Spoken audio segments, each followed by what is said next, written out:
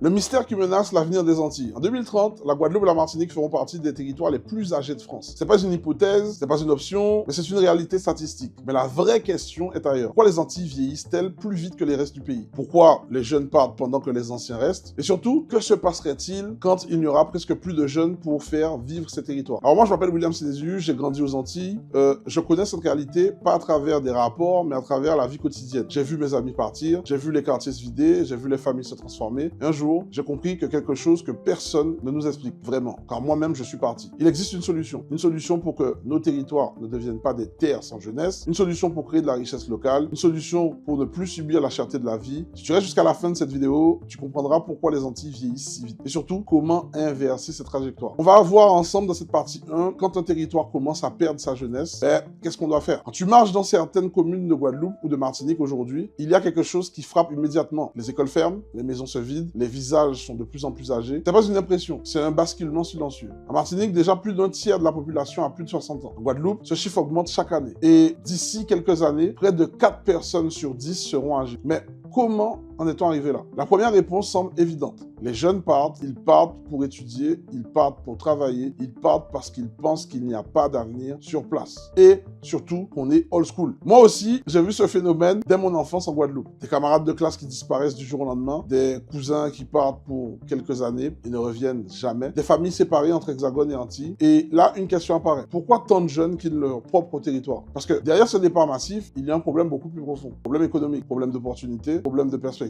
Quand un jeune regarde son avenir, il voit souvent un mur invisible. Peu d'emplois qualifiés, peu de perspectives d'évolution, un coût de la vie élevé et l'impression que tout est déjà verrouillé. Pendant ce temps, les générations plus âgées restent sans racines et portent la mémoire du territoire. Mais plus les jeunes partent, plus le territoire vieillit et plus il vieillit, moins il attire de jeunes. C'est un cercle dangereux et ce cercle n'est pas un hasard. Dans la suite, je vais te montrer pourquoi ce phénomène a commencé bien avant notre génération et comment une décision prise il y a plusieurs décennies continue d'impacter la vie aujourd'hui. Mais avant, dis-moi en commentaire, est-ce que tu connais quelqu'un qui a quitté la Guadeloupe ou la Martinique pour s'installer ailleurs? Dans cette partie 2, quand partir devient une norme. Pour comprendre pourquoi les Antilles vieillissent si vite, il faut remonter dans le temps. Bien avant nos amis, nos cousins ou nos voisins, quelqu'un avait déjà décidé que le départ serait une solution dans les années 1960. Un programme était mis en place, le Bumidum. Finalement, l'objectif était simple, réduire le chômage aux Antilles et offrir des opportunités en France hexagonale. Mais dans la réalité, cela a créé quelque chose de beaucoup plus profond. Des dizaines de milliers de jeunes Guadeloupéens martiniquais ont quitté leur terre. Certains par choix, d'autres par nécessité, parfois même sous pression. Ils sont devenus infirmiers, ouvriers, agents publics, militaires, employés. Ils ont reconstruit la France d'après-guerre, mais à quel prix? Des familles ont été séparées, des villages ont perdu leur jeunesse, des territoires ont commencé à se vider lentement, et surtout, une idée s'est installée dans les esprits. Pour réussir, il faut partir. Cette idée, elle n'a jamais disparu aujourd'hui encore. Quand un jeune antillais termine le lycée, on lui dit souvent, si tu veux réussir, tu dois aller en France. Pourquoi? Parce que localement, les opportunités sont rares, les salaires sont faibles, le coût de la vie est élevé, et les secteurs économiques sont peu diversifiés. Moi, en grandissant en Guadeloupe, j'ai vu cette logique se répéter. Les meilleurs élèves partaient, les plus ambitieux partaient, les plus courageux partaient, et ceux qui restaient, ceux qui avaient la chance de pouvoir reprendre une entreprise familiale, ou ceux qui n'avaient pas les moyens de partir. Donc ça, c'est la vérité. Et avaient souvent le sentiment d'être coincés, et là, une nouvelle question apparaissait. Et si le problème n'était pas seulement le départ des jeunes, mais le fait qu'on ne leur ait jamais appris à comment réussir sur place. Parce que pendant que les jeunes partent, les territoires vieillissent. Pendant que les territoires vieillissent, l'économie ralentit. Et pendant que l'économie ralentit, les jeunes partent encore plus. Un cercle encore plus puissant que le précédent. Alors dis-moi en commentaire, est-ce que tu penses que partir est une obligation pour réussir aux Antilles? Dans la prochaine partie, je vais te montrer les conséquences concrètes de ce vieillissement accéléré et pourquoi ce phénomène pourrait devenir une crise silencieuse. Donc, en 3, le choc silencieux du vieillissement. Quand on parle du vieillissement des Antilles, on pense souvent à une simple statistique. Mais ce n'est pas un chiffre. C'est une transformation profonde. En Martinique, près de 40% de la population aura plus de 60 ans en 2030. En Guadeloupe, la proportion s'approche rapidement de ce niveau. Et ce n'est que le début. Dans certains quartiers, les voix des enfants deviennent rares. Les écoles fusionnent ou ferment, les commerces disparaissent. Alors pourquoi à votre avis? Parce qu'une société fonctionne comme un équilibre. Quand il y a moins de jeunes, il y a moins de travailleurs. Moins de travailleurs, moins de production. Moins de production, moins de richesse locale. Et pendant ce temps, les dépenses augmentent. Plus de soins médicaux, plus de structures d'accompagnement, plus de besoins sociaux.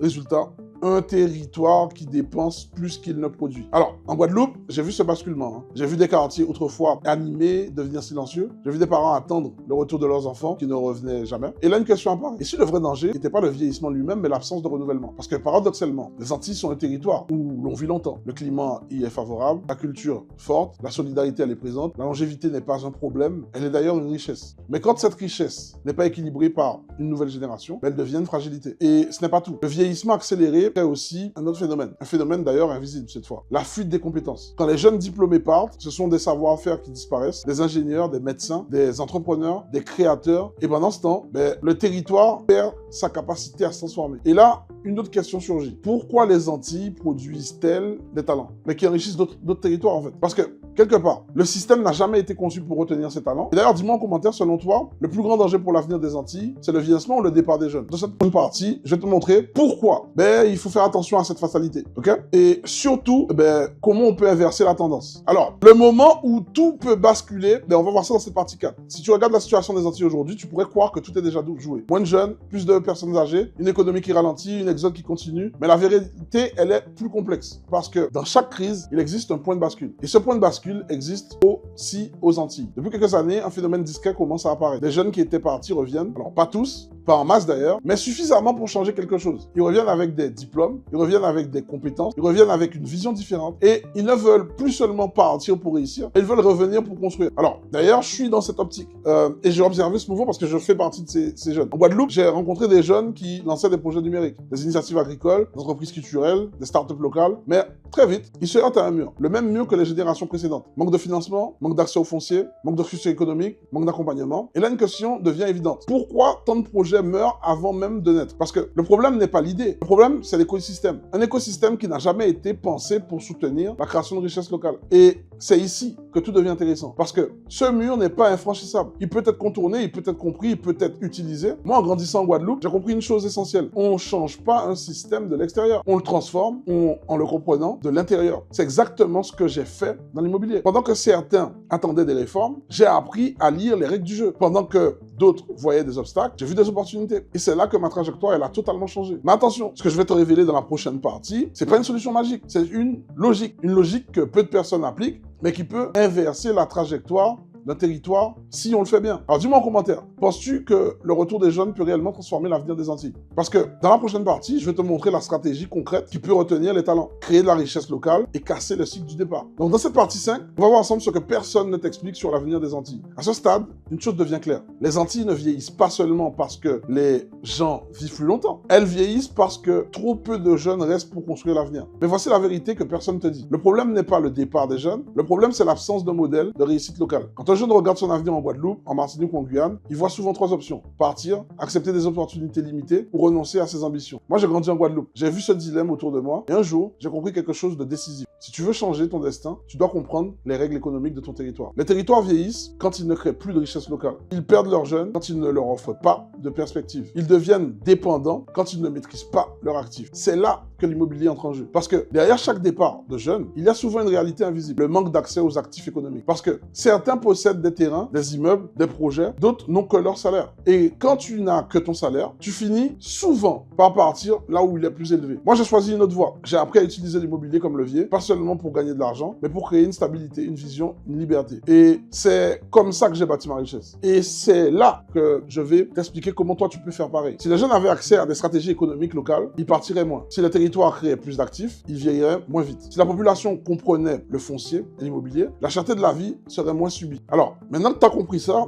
donne-moi ton avis. Est-ce que tu penses que l'immobilier peut vraiment changer l'avenir des Antilles? Parce que maintenant, je vais te dire clairement ce que tout cela signifie pour toi. Concrètement, si tu as regardé cette vidéo jusqu'ici, tu as compris quelque chose d'essentiel. Le vieillissement des Antilles n'est pas une fatalité. C'est la conséquence de modèles économiques incomplets et même archaïques et obsolètes. Les anciens restent, les jeunes partent et les territoires se vident lentement de son énergie. Moi, j'ai grandi en Guadeloupe, je connais cette réalité, je l'ai vécu. Et un jour, j'ai refusé de croire que la seule option était de partir. J'ai compris que la vraie clé, c'était pas seulement l'éducation, ni la politique, ni les aides. D'ailleurs, c'est pour ça que j'ai créé mes business et mes entreprises aux Antilles. La vraie clé, clé, c'est la maîtrise des actifs. Quand tu maîtrises le foncier, tu maîtrises le futur. Quand tu maîtrises l'immobilier, tu maîtrises ta trajectoire. Alors aujourd'hui, je peux te le dire sans détour. J'ai la solution. Une solution concrète pour créer de la richesse locale. Une solution pour sortir de la cherté de la vie. Une solution pour ne plus subir l'exode. Et si tu veux comprendre comment j'ai fait, comment j'ai utilisé l'immobilier pour transformer ma trajectoire et comment toi aussi tu peux commencer, alors regarde la description de cette vidéo. J'ai créé un challenge spécialement pensé pour les Antilles et la diaspora. Tu découvriras comment repérer les opportunités, comment comprendre le foncier, comment bâtir une stratégie adaptée à ton territoire. Parce que au fond, la vraie question, c'est pas pourquoi les Antilles vieillissent. La vraie question, c'est qui est prêt à rester pour construire. C'est là qu'il y aura beaucoup de soldats à terre. Donc, j'espère que cette vidéo t'a plu.